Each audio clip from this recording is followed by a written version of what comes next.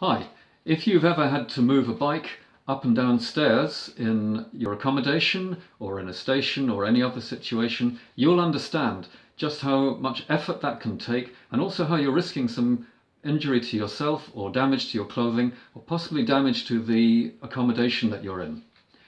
In this video, I'm going to show you how I've found a solution to this problem over the last few years by using this simple arrangement of a plastic hook and a strap to lift the bike safely and easily through some tight situations. Then I'm going to give you some extra practical tips on using this system with a bike.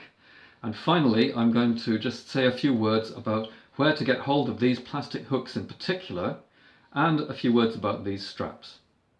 I'm going to show you how I hook onto the bike and lift the bike upstairs. So I'll just put the hook on. I've adjusted it so it's about the height of my hip. Hook into the frame, get a good grip on the tube here and on the handlebars so I can control them. A very important point here is to lift, keeping a straight back and using my legs to lift. That way you put less strain on your body.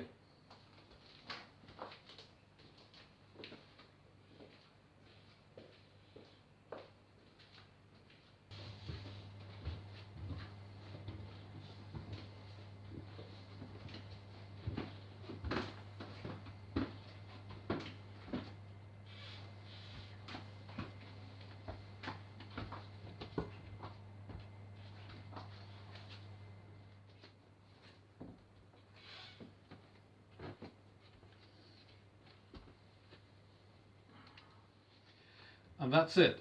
A nice, simple and fairly strain-free way of carrying the bike upstairs. It was easier to use good lifting technique. I still was able to have a hand free for the banisters to stabilize myself or to open doors or that kind of thing. When I'm taking the bike downstairs, I usually turn it around so that I go downstairs with the rear wheel in front. The only disadvantage of that, as you'll see, is I get the handlebars in the back of my neck. But it is I get a little bit more space to control the bike on the way down. Once again, lifting with a straight back, pushing up with the legs. As you can see, it hooks in a bit here, but I can control it with a hand behind me, and my other hand I can still use to support myself on banisters if I need to.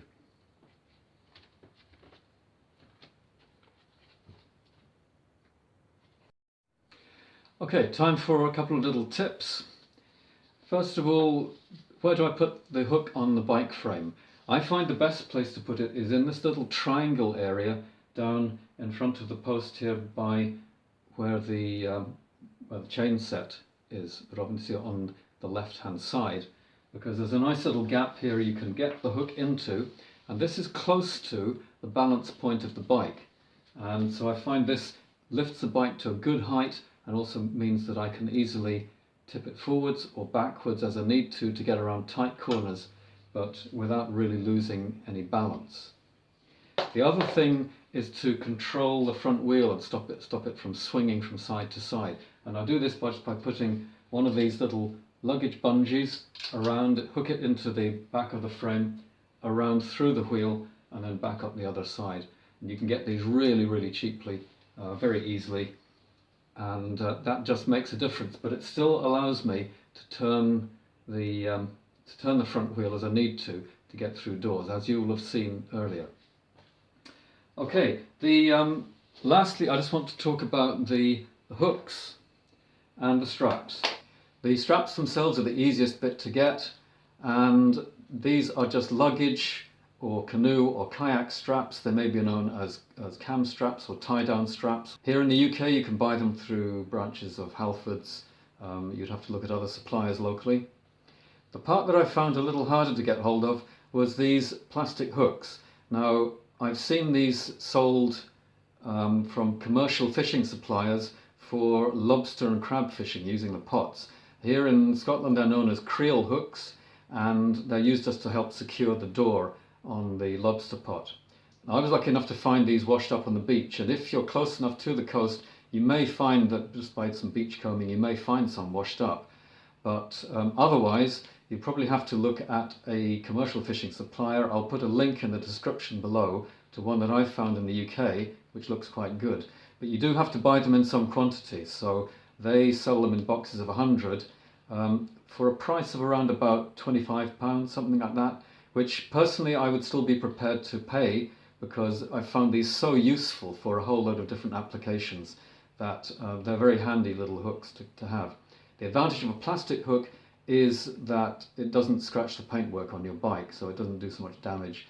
And I also use them, which I'll show in a subsequent video, for moving my kayak, for moving other boats around where I have to do a lot of manual handling, and I find them very, very helpful for that. If you have real trouble getting hold of these, and if you live in the UK or in the mainland European countries, then if you want to get in touch with me via the comments, then I'll see what I can do to help out. If you found this video useful, please hit the like button, and I'll look forward to seeing you next time. Thank you for watching.